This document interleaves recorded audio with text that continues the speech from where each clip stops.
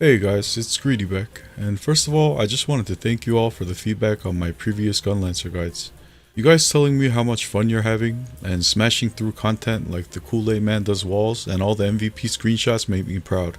I decided to do you one better and remake the guide, updated and revised, with all the things I might have missed in the previous videos, into one easier to digest video which will be easier to come back to and reference from in your quest to become a Chatlancer. This is all due to your feedback and generous suggestions, and I listen, man. I'm here for you guys and I always strive to be better. For you guys, that is. So let's get into it.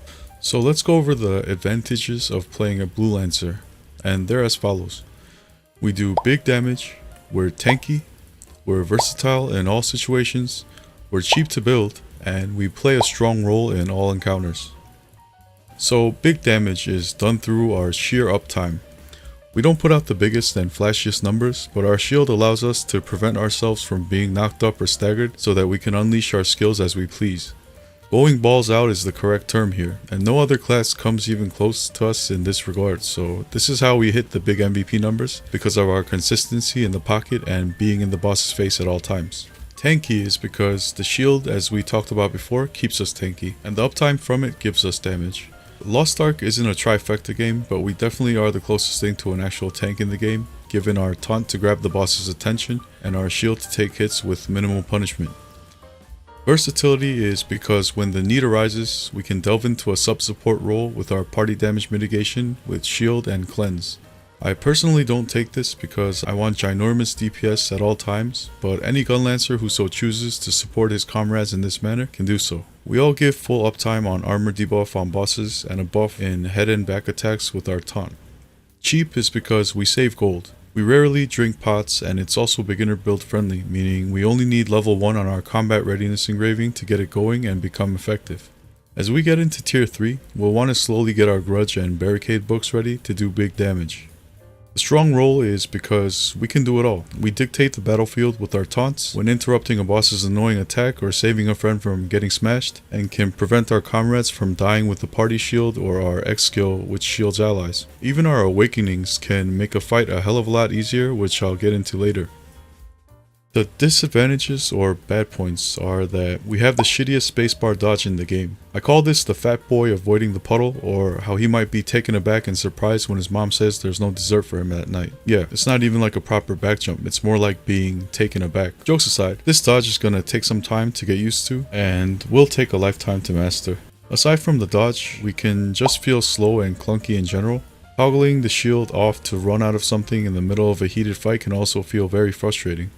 A lot of our attack animations are slow, and it can feel like you're driving a bulldozer on ice at times. It'll take some major precision and timing in order to perfect your movement and positioning with this class, but starting out, you don't need to worry too much about this, as it'll come naturally as you play. I can safely say right now, this class isn't for everyone. Just like how many other classes in this game aren't for everyone, each class having a distinct style, you may just not enjoy this class at all, and that's fine. Test it out on the advanced class selection testing with Beatrice and see if you can handle it. Alright, so let's get into the nitty gritty of how to slap these bosses silly and take a warm piss into their thermos. So let's start with the most important aspects of building this character, which is engravings and stats. Combat readiness. This increases the damage to all your normal skills, aka your blue skills, by 20% and your shield by 30%. When your shield is up, you can gain 4% damage when you get hit by an enemy, which stacks up to 3 times, which can stack very quickly when you're constantly in the boss's face. That's a total of 32% damage increase right off the bat for a step 1 engraving, which is pretty sweet. The second most important part is stats. We thrive off of specialty stat, and that's what we're stacking here. The only other stat from the necklace should be crit. Crit is only a 2 times multiplier with a chance to proc, while the same stats put into spec will net you a 100% chance to proc with almost 2 times the damage. Not only this, but specialty also affects the potential of our shield, which allows you to take more damage and have more uptime, which is essential in big deeps. As for the other engravings, we want to maximize grudge and barricade first. Seeing as how grudge is so expensive on NA and EU right now, you can feel free to max barricade first, and remember to keep your shield up at all times for it to be in effect. As you hit T3 and with the coming of Argos 8-man, you want to slowly max out that grudge, and these 2 level 3 engravings can carry you through phase 3 of Argos.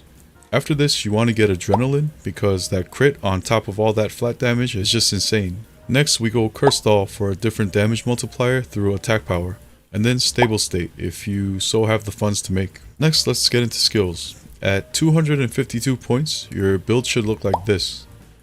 You can substitute any of the 3 skills on the bottom for Shield Shock, but remember that you will lose DPS in exchange for utility or defense. The tripods are numbered on the right side for easier referencing later on. The blue numbers are the tripods you grab first with 252 skill points, and the red numbers are the tripods you get later on when you max the skills after getting more skill points. Max Shield Charge first, and then either Shield Shock or Shield Bash. If you want to hear the explanation to each tripod, you should check my original guide part 2, but for the sake of keeping this easy to digest and easily reference and come back to, I won't explain every tripod here. As said before, when you get more points, max out Shield Charge first. Then Shield Bash or Shield Shock, one or the other. Because I use Shield Bash a lot more than Shield Shock, and use it for initiation and the Protection Rune's temporary shielding effect, I max this one first. But if it's not the case for you, Shield Shock does more damage and you can max that one first and then Shield Bash following it.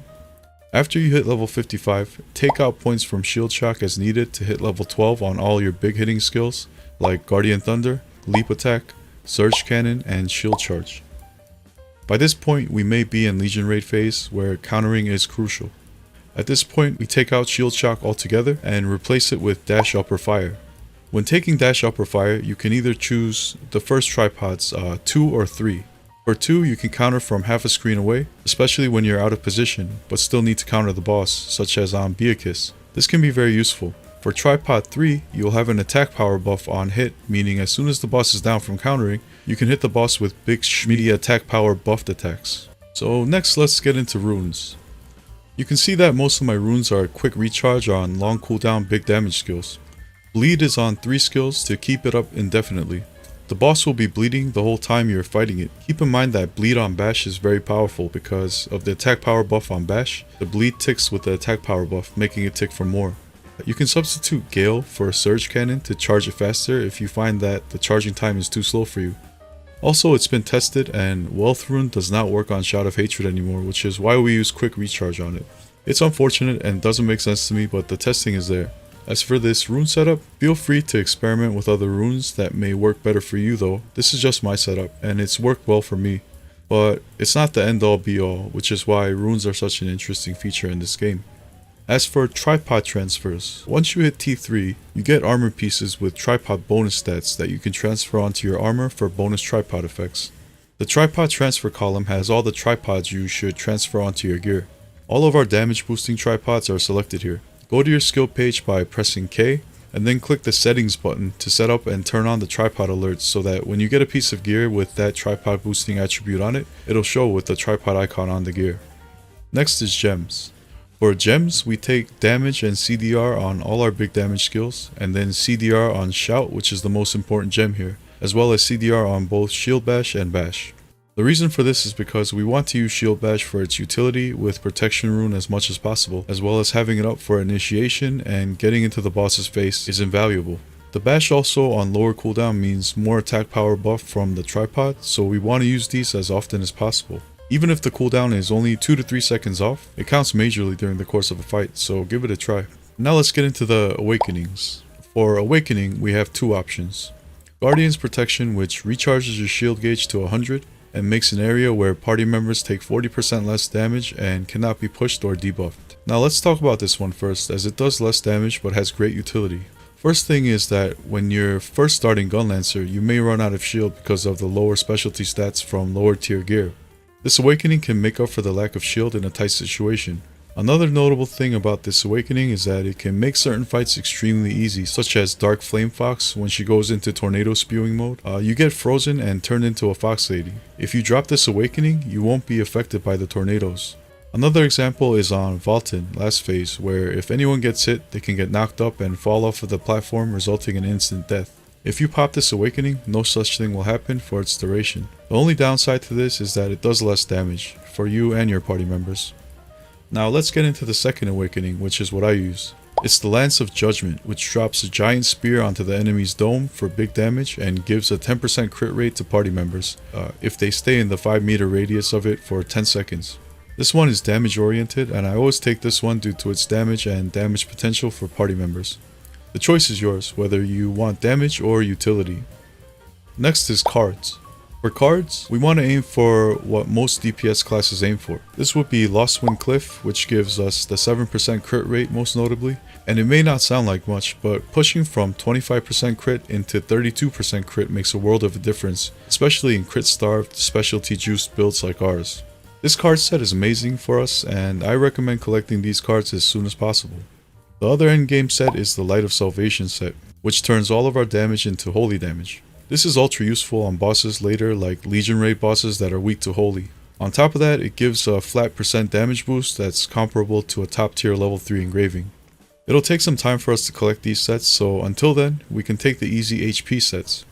I prefer the Field Boss 2 set because on top of 12% HP with enough awakenings, it'll give 2% crit chance. The other HP set is the Farewell Weapon set, which gives hit points as well. You can mix and match these two sets if you don't have 6 of either. This increased survivability and shield gain translates into more uptime and damage for us, so it'll hold us down until we get our juicy damage sets as mentioned before. Next, our ever so important rotation. This is essential in putting all of that building to good use and impaling them with the tip of our gator boot like a true pimp. We always start with Shout of Hatred. Try to do this at max range because we don't want to get interrupted during this, as it'll prevent our first shield and keep us DPSing like a normie for a good amount of time, which feels bad to the max. Always hit your first shout because this is key. Next, we follow up with a shield bash to slide into position, which is right in the boss's bosom. This is our bread and butter move because it'll be used on low cooldown more often than not to position right next to the boss, literally rubbing thighs close. If you put the protection rune like I did, most likely by now the taunted boss is trying to hit you, but that temporary shield already buffered the first hit while you save your gauge shield. Next, since we're ultra close to it, we hit it with the bash. We debuff his armor while buffing our attack power. At this point, we unleash our big damage skills, the best being Guardian Thunder. Because Guardian Thunder's random strike at the end can hit anywhere in your vicinity, it pays to use this when you're super close to the boss to maximize the chances of hitting this random strike. After that, you can go into Surge Cannon or Leap Attack. Depending on what the boss has done or where it's moved, you can use either one and then Shield Charge to close distance or just to mush its face in even more. This opening sequence is the most important part. Once it's been established, you can start hitting every skill on cooldown or as need be for damage or just closing the distance. Remember to use your shout first though, off of cooldown as soon as possible to keep your shield nice and healthy. Later, when you become more experienced and you have more spec stats, you can forego the shout for the shield or more damage first, but until then, I recommend keeping the Shout of Hatred as priority. This will guarantee you all the babes in Arcadia, and some nice compliments from random strangers and parties that are amazed at how you just manhandled a giant monster like it was a child's plaything. Jokes aside, I want to thank all the people who've watched my videos and came to my streams and asked me legit questions from a new player's perspective that I otherwise would not have thought of. This is why this revised guide was made, and I hope it helps you and other future Gunlancers of Lost Ark. Thanks again for watching, guys. You all make me better while making yourselves Giga Chats. Much love to you all. Have a good one. See ya.